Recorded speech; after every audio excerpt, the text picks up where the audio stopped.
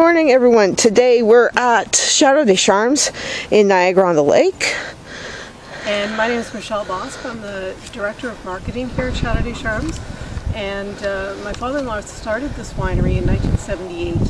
And today we farm 280 acres of premium vinifera grapes on 4 different vineyard sites in 2 sub-appellations in Niagara on the Lake.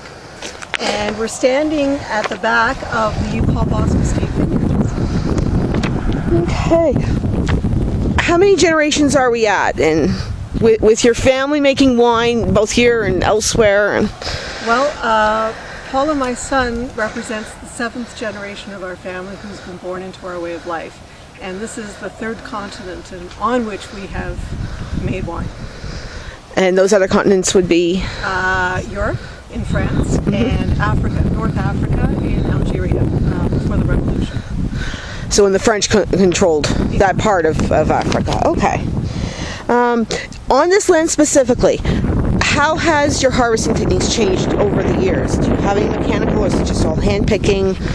We do a combination of both. The top wines that we make, in fact, our flagship wine comes from the vineyards that's just right behind you, Patricia. And this is where Aculeus is born, is right here.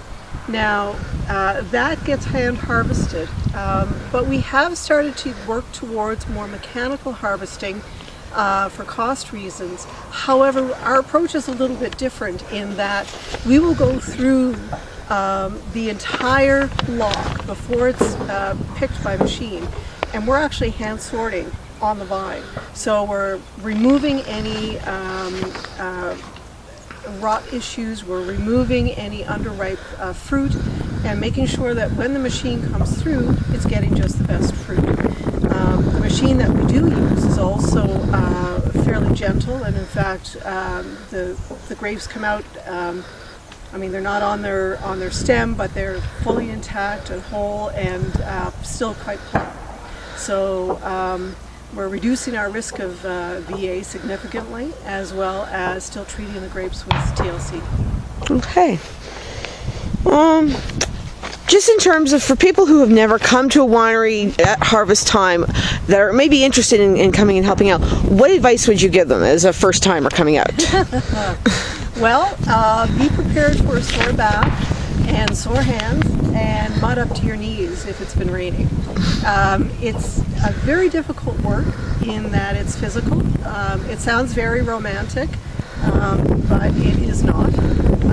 Certainly the notion is, and wine is romantic, but it is a little chilly today, so you're dressed up and you're constantly hunched over to try and pick. Now, particularly for us, because we use a trellising system that we call low cordon. So in fact, the grapes are trellised fairly low to the ground. It's very different if you're trellising sort of, you know, at shoulder height, in which case you're picking like this so you can actually stand up straight. Whereas for us, if you want to turn around, you can see where the bins are, and you can see that there is low cordon right here. And in order to pick this, you are physically scooped over all the time, like this. Now, I wouldn't want to bend down because you have to go fairly quickly, so you're not going to plant yourself in one place. You're physically actually going to be moving along the row like this. So it is kind of interesting and sexy if you've never done it before, but you will be sore that night, I guarantee you. Hot tubs are definitely a good thing afterwards. Epsom salts, a little Motrin, maybe a bottle of wine. Yeah, definitely. Winery of your size, you said 280 acres planted. About how long would it take to harvest all of that? Well, it really depends on Mother Nature, and it depends on the amount of hang time you're willing to risk. We are strong believers not only in attaining Brix levels, but also what's called organoleptic ripening. So It's a big word, I know, but what we're trying to do is make sure that all the flavoring matters that are in each grape are also ripe. So it's not only sugar, but it's also flavor. And that requires hang time. And depending on what's going on weather-wise, and depending on the grape variety, that's going to vary. It's going to vary every year. However, on average, you can assume 6 to 8 weeks of harvest for the first harvest. And then, of course, there's ice wine. Ice wine, which would be in December, January. Of course, that always depends on on Mother Nature as well. We have to get that temperature. You know, at the heart of it, we're farmers. So it really all depends on Mother Nature. Yeah. Okay. In terms of the grapes themselves, is there like a semi-specific order that they get picked in? Yeah, absolutely. And stuff like that? And it's interesting because it's kind of like a proper tasting order. So you're going to start with your Pinot Noir and Chardonnay for sparkling wine.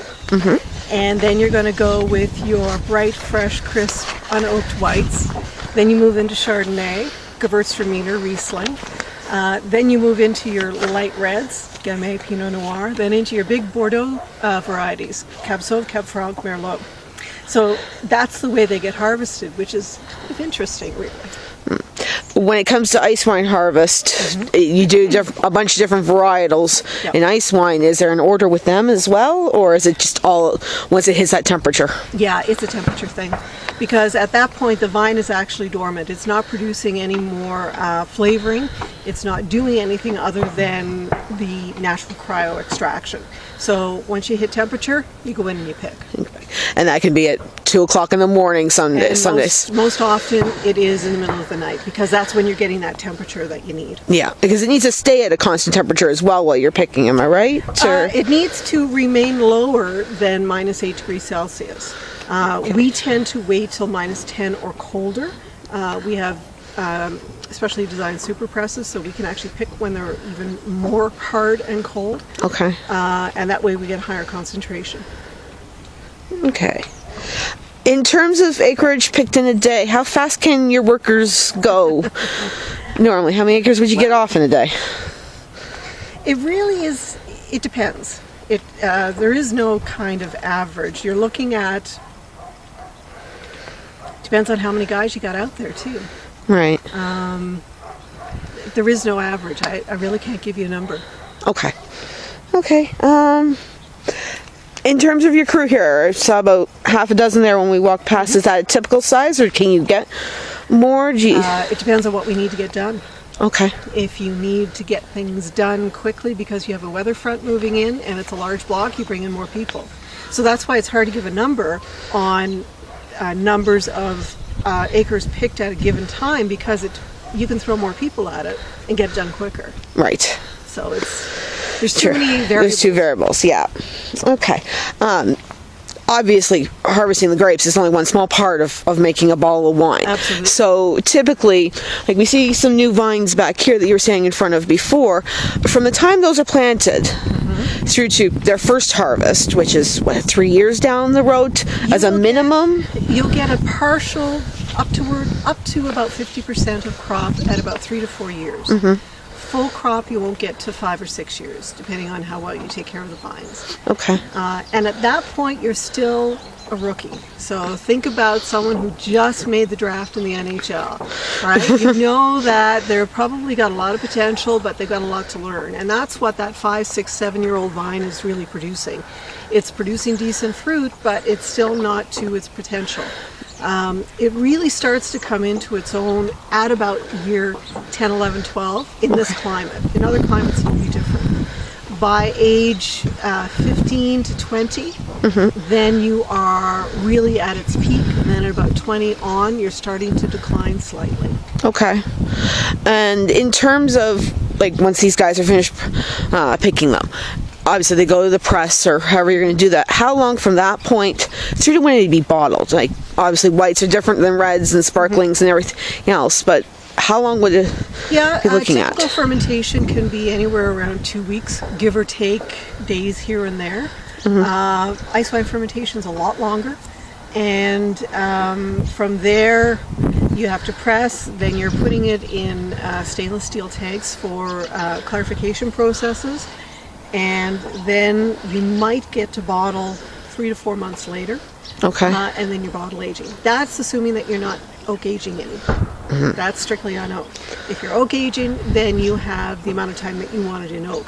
It could be 3 months, it could be 24 months, depending on your oak program. Okay. And that would vary depending on the wine and... Absolutely. The style you're looking for, the age of your barrels, the winemaker's preference, any number of different variables. Okay. In terms of the winery itself, winemaking, obviously for smaller wineries, winemaking is what they're all about. But when you're in a winery that's as established as yours, what else do you have that kind of draws people in? Oh boy. Well, we have a full tourism program. So you can come as an individual and you can tour and taste. You can taste at the tasting bar. We have intimate experiences. We have experiences for groups. We welcome weddings and corporate events. We do special events. We do charitable events. But I think that is not necessarily a function of our size, but it is a function of the necessity of introducing more Canadians to our wines, and the simple fact that we actually need cellar door sales to be profitable. And that's true of any size of winery these days. So even if you are a small 5,000 case winery, tourism is actually at the heart of what you do. Because you need people in your door to buy your wine, because you're not selling it at LCBOs. Right. Okay. Well, that's basically it. All the questions that I have for you today. Thank you, Michelle, for taking the time to speak with us.